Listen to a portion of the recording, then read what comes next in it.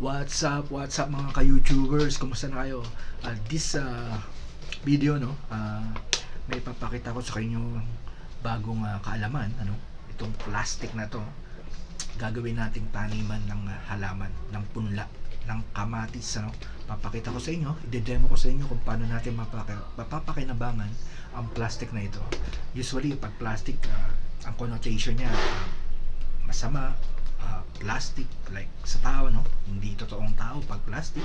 And then sa kapaligiran, sa karagatan, nagiging cause siya ng baha itong plastic. So this time, what I will show you, gawin natin yung negative thing na sinasabi nila sa plastic, gawin natin positive, gawin natin kapakipakinabang. So hindi ko na patatagalin, i-share ko sa inyo at i-demo ko kung paano natin mapapakinabangan ng simpleng plastic na ito.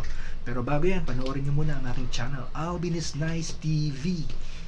Ang aking channel, i-like nyo at i-subscribe nyo na rin. So commercial, pasok!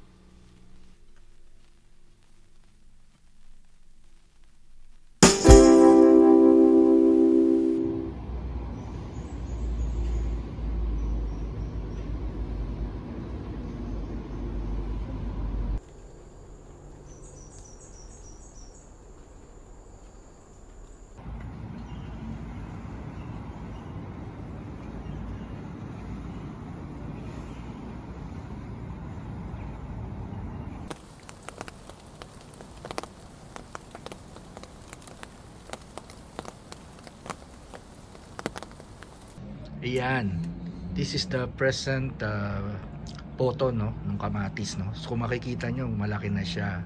So this is after 1 month. So nakikita nyo na si ano, no, kaibigan plastic yan. Yan na siya, naging paso siya. At yan na yung kasalukuyang laki ng kamatis, ano. So sigurado may karuktong to. I-share ko sa inyo yung video pag nagkaroon na to ng bunga.